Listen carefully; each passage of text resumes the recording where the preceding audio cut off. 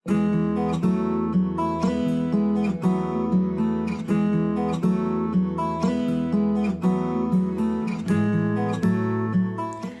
malam, Ibu Bapak, Saudara-saudara yang kasih Tuhan. Apa kabar? Semoga dalam keadaan baik ya. Salah satu alat yang saya pakai di dalam membuat video renungan adalah mikrofon. Mikrofon kecil seperti ini. Mikrofon ini punya kabel yang ujungnya saya colok ke kamera perekam. Kabelnya sangat panjang. Mikrofon yang saya punya ini, dan biasanya nih kabel panjang itu menjadi kusut seperti ini, Ibu Bapak, Saudara-saudari. Dan kalau udah kusut begini, saya rada males untuk membenarkan, meluruskan. Kalau suami saya lihat, Kak Clay, biasanya dia rapihin, dia benerin lagi supaya nggak kusut dan bisa digulung dengan rapi. Tapi kemudian kalau saya pakai, sekali dua kali pakai, gulungan yang udah rapi itu kebongkar lagi dan kabelnya jadi kusut lagi. Kalau saya mau pakai rekam, maka saya cari ujungnya. Ujung buat ditempel di baju maupun buat dipasang di kameranya. Mana nih ujungnya? Karena udah kusut. Nah, Ibu Bapak, Saudara-saudari, hal kusut bisa ada bukan hanya dengan kabel. Tapi pikiran manusia juga bisa kusut, ya gak? Nah, di dalam Alkitab ada seorang tokoh Alkitab yang diceritakan bisa menguraikan kekusutan pikiran seseorang.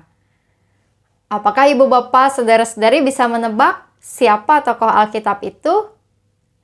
Tokoh itu adalah Daniel. Mari kita lihat ayatnya.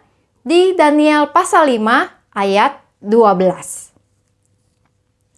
Ayat Alkitab berkata, "Karena pada orang itu terdapat roh yang luar biasa dan pengetahuan dan akal budi, sehingga dapat menerangkan mimpi, menyingkapkan hal-hal yang tersembunyi dan menguraikan kekusutan, yakni pada Daniel yang disebut Belsasar oleh raja.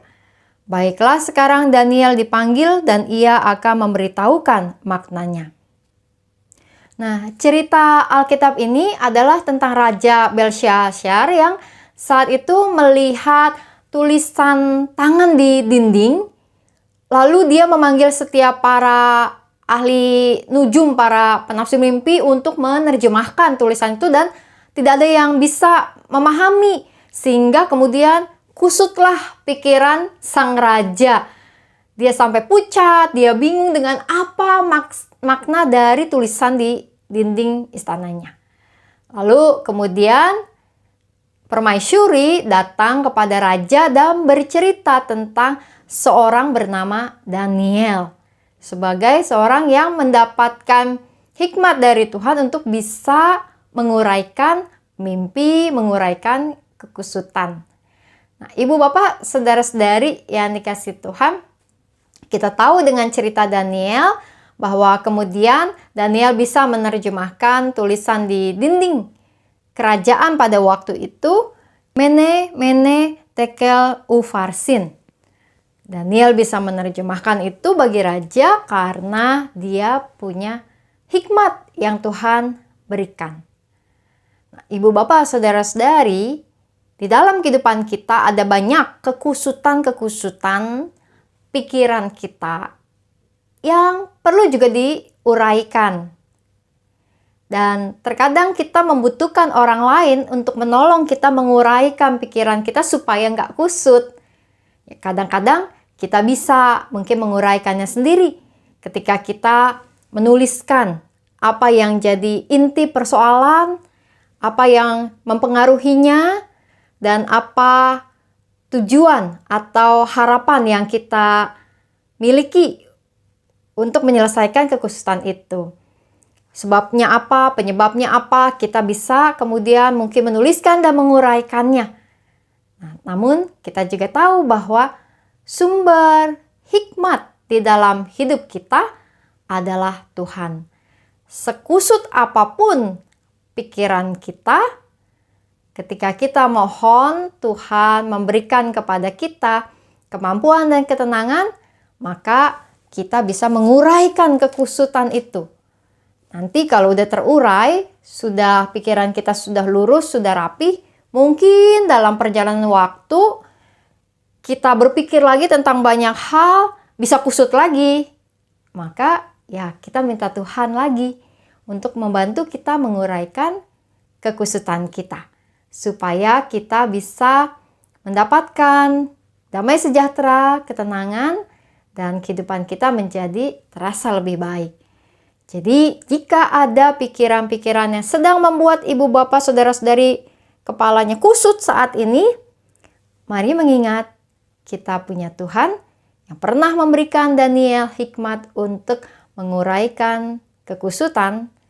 Tuhan juga yang akan mampu memberikan kita hikmat, menguraikan kekusutan pikiran kita, atau bahkan Tuhan mengirim orang-orang yang tepat bagi kita untuk memberikan kita masukan, memberikan kita kemampuan untuk menguraikan kekusutan pikiran kita. Semoga setiap pikiran kusut di malam hari ini bisa kita uraikan dengan baik dan nanti malam kita beristirahat dengan baik. Mari kita berdoa. Tuhan yang Maha Kasih, kami datang ke hadapan hadirat-Mu membawa doa-doa kami. Setiap hari Tuhan ada banyak hal yang menjadi pemikiran kami, yang membuat kami kadang goyah, membuat kami kadang bingung, membuat kami kadang juga putus asa. Kami memikirkan banyak hal, sekalipun kami sudah mencoba untuk menata pikiran kami, kadang-kadang pikiran kami seperti kusut dan kami tak menemukan jalan keluar. Tuhan, tolong kami. Biarlah kami bisa menguraikan kekusutan pikiran kami dan dapat berpikir dengan jernih, berpikir dengan lurus, berpikir dengan tenang, untuk kemudian menghadapi kehidupan ini dan mengambil berbagai keputusan yang kami perlukan. Tuhan, ada saatnya kami membutuhkan kehadiran orang-orang lain yang menolong kami menguraikan kekusutan pikiran kami. Kirimkanlah ya Tuhan kepada kami, seperti Tuhan mengirimkan Daniel kepada Raja Belsyazar untuk menguraikan kekusutan pikirannya.